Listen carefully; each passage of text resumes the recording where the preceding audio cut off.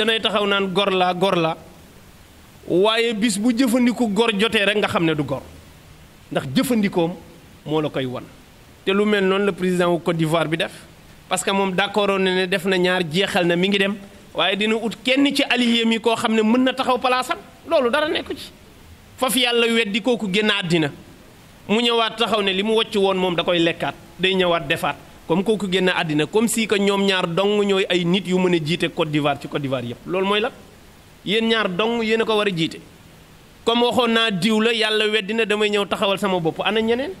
te am na ñeneen ñu bëgg bàyyil ñoo na jël seen chance waaw loolu nag li muy tegtale mooy ñàkk a wekk ñàkk a fonk ñàkk a yëg ñàkk a respecté peuple bi nga jiite que ñoom matuñu xamuñu amuñu ma ne ko yàlla daf leen bëggoon wen ne li mu wax nii du dëgg du gor parce que bi mu ko defee président France moo ko njëkk a félicité bind ci page Facebook am ne Ouattara homme de kaddu la maanaam dafay sàmm kàddoom waxoon na la mu waxoon taxaw ne nee na loolu lay def xam naa tey bu gisaatee mu def nii ba commencé rey ay bakkan war na dem dindi publication boobu loolu nag mooy gàcceel say soppe ak say xarit yàlla na yàlla wallu leen te loolu mooy xeeñ Mali loolu mooy xeeñ Guinée ñeme naa wax ne moom la ñuy togg Sénégal ñeme naa wax ne loolu la ñuy togg Sénégal kon foofu lu fa dal rek benn réew ci Afrique muccagu fi parce que ñun daanaka benn peuple lañu suñuy frontière rideau amu ci rideau waxuma buntu amul rideau Mali Sénégal Guinée Côte d'Ivoire sous raison bi rek frontières yi amul rideau kon foofu lu fa xew rek séentul ne dana xew ci Afrique gi yépp kon yàlla na yàlla wallu leen gis nga Mali tamit la fa commencé dee na mu toll dara warul ko lu dul président bi mooy ci nguur gi rek ne du génn commencé di franciliser institution yi amul soxla ci assemblée nu mu ko neex la koy doxalee def ci élection yoo xam ne mara day taali askan baa ngay fipp di nangu réew ma ña ngay commencé di marche ñee di commencé di génn takk der yi ay bakkan commencé di wàcc loolooy xeeñ Guinée loolu nag ba kañ mais loolu dafa war a jeex loolu dafa war a jeex yàlla nañu yàlla musal ci bew ak ñàkk fonk sa kàddu ak nit ñi yeewu ci booy falati falal gor faral ku jub falal ku yiw moytu fal baadolo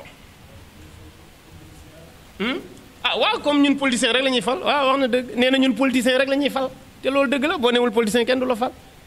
loolu nag kenn xamul lu mu doon nit war na mën a jiite réew te nekkul politicien gis nañ ko ku baax la ku jub la ku yiw la liggéeykat la am na xam-xam fan leen ko mais foog nga nekk politicien di wër nit ñi di wax lu amul pour ñu mën la dénk après moom tamit bu ñëwee comme daa wax lu amul ba falu day wax lu amul ba keroog muy daan parce que loolu mooy jikkoom kon yàlla na yàlla suturaal ñu te musal ñu ci fitna yu mel noonu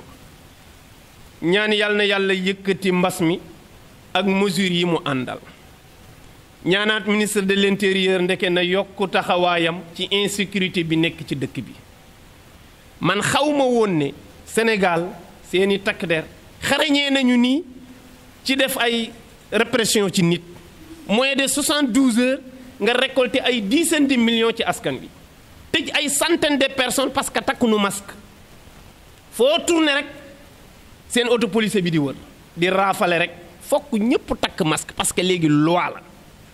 xam nga loolu kenn du ko bañ lu baax la fayda jooju taxawaay boobu lu tax nga di ko def parce que da nga bëgg a aar askan bi loolu de lu baax la waaw loolu lu tax duñ ko def ci saay-saay si agressé nit ñi ak ñiy jël alali jàmbur yi ak ñiy faat bakkani jàmbur yi ñaata yoon ngay dégg ñuy jàpp ay nit di nangu seeni alal di faat seeni bakkan di leen agressé di leen jam mais taxawaay bii ministère de l'intérieur amu ko woon te bu masque yi jeexee dootu ko amaat dafa mel ni booy seetlu ñoom dañu xereñ ci toroxal seen askan mais xereñuñu ci toroxal saay-saay saay-saay moom mën na lëmb dëkk bi def lu ko neex day mel ni amul ay takk der ci dëkk bi mais bis bu toroxal askan jotee dañoo xarañ dañoo farlu dañoo am yitte waaw da ngay yëg benn en bu nekk diggante nguur gi ak askanam boo xam ne yow doo xam sax lii lan la bii fugg ci saay-saay rek lañ ko waroon def benn toroxal bi ku jubadi rek lañ ko waroon def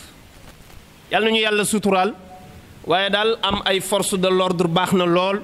waaye ñu gën di assurer ci kàccoor yi ak saay-saay seeg yàqkat yi moo ëppoon solo ñu gën ko jëmale ci askan boo xam ne souvent ñàkk a xamee tax lu bare ñu sàggane ko danañuy sàggane nag lu am solo waaye lu bare ñàkk a xam da koy waral kooku am na noo koy corriger parce que du bandi du criminel am na noo mën a jëflanteeg moom te yooyu yëpp day delluwaat ci li ñu doon wax ci président yële rek ñàkk a respecté seenu askan ak seenu xeet nit nag boo ko jiitee te fonk loo ko respecté woo ko jàppee woo ko nawle nii rek ngay jëflanteeg moom